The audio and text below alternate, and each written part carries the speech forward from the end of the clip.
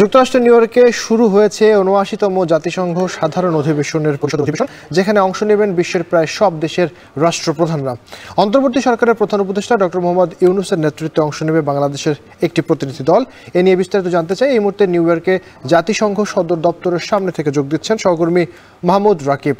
রাকিব, এবারের অধিবেশনের সদস্য দেশগুলো যারা আসলে অংশ নিচ্ছে কোন কোন বিষয়গুলোতে জোর দেয়া হতে পারে বলে জানতে পেরেছেন কিনা বিস্তারিত বলবেন, এবং একই সাথে বাংলাদেশ থেকে যে প্রতিনিধি দল অংশগ্রহণ করবে প্রধান উপদেষ্টার নেতৃত্বে, তারা কবে নাগাদ যোগ দিবেন?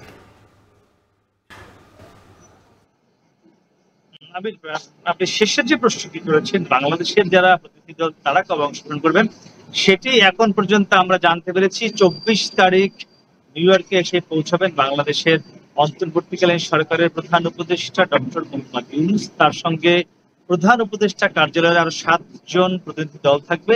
এছাড়া পররাষ্ট্র মন্ত্রণালয় থেকে কিন্তু পররাষ্ট্র উপদেষ্টা, পররাষ্ট্র সচিব সহ আরো বেশ কিছু ডেলিগেট এই ৭৯তম যে জাতিসংঘ সাধারণ পরিষদ অধিবেশন সেখানে অংশগ্রহণ করবার কথা রয়েছে। আপনি আরেকটি বিষয় জানতে চেয়েছেন যে এবারের এই অধিবেশনে কোন কোন বিষয়গুলো গুরুত্ব পাবে। খুব স্বাভাবিক, প্রত্যেক অধিবেশনে জাতিসংঘের বলা হয় জাতিসংঘ সাধারণ পরিষদ অধিবেশন এটি হলো জাতিসংঘের সবচেয়ে বড় সম্মেলন। বিশ্বের যে সম্মেলনে বিশ্বের সকল দেশের রাষ্ট্রপ্রধানরা অংশগ্রহণ করে থাকেন।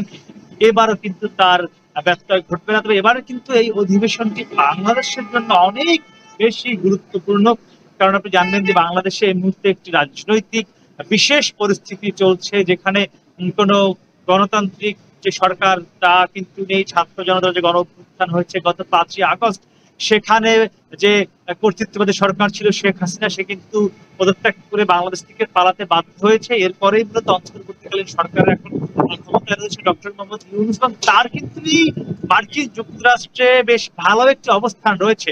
তো আমরা এখন পর্যন্ত যেটি জানতে পেরেছি, ডক্টর মোহাম্মদ ইউনূসের সঙ্গে জো বাইডেন অর্থাৎ যুক্তরাষ্ট্রের যিনি প্রেসিডেন্ট, তার আগামী ২৭ তারিখ দুঃখিত আগামী ২৫ তারিখ বিকেল বেলা একটি কিন্তু যে অভ্যর্থনা রয়েছে সেখানে একসঙ্গে তারা মিলিত হবেন। সেখানে তাদের একটি দ্বিপাক্ষিক বৈঠক হতে পারে। এর পাশাপাশি যেহেতু ভারতের প্রধানমন্ত্রী নরেন্দ্র মোদী তিনিও আসবেন, যদিও তার সঙ্গে এখনো বাংলাদেশের প্রধান উপদেষ্টা কোনো বিশেষ বা দ্বিপাক্ষিক বৈঠকের কোনো সিদ্ধান্ত বা সময় কিন্তু নির্ধারণ হয়নি।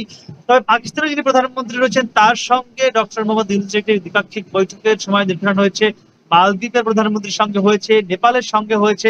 অর্থাৎ দক্ষিণ এশিয়ার যে দেশগুলো রয়েছে তার বিভিন্ন দেশের রাষ্ট্রপ্রধানদের সঙ্গে ডক্টর মোহাম্মদ ইউনূসের আলাদা আলাদা বৈঠক হবার কথা রয়েছে। আর এই জাতিসংঘ সাধারণ পরিষদ অধিবেশনে এবার রাজনৈতিক, অর্থনৈতিক এবং বিশ্বের যে পরিবেশ নিয়ে বিপর্যয় চলছে, এই ৩টি বিষয়কে সবচেয়ে গুরুত্ব আরোপ দেওয়া হবে। তো সব মিলে দেখা যাক, আজকে শুরু হয়েছে এই বৈঠক যুক্তরাষ্ট্রের সময় এখন 11টা 38 বাজে।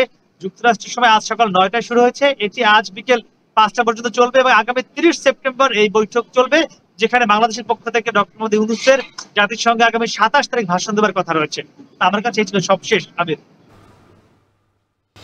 যুক্তরাষ্ট্রের নিউ ইয়র্কে শুরু হয়েছে ৭৯তম জাতিসংঘের সাধারণ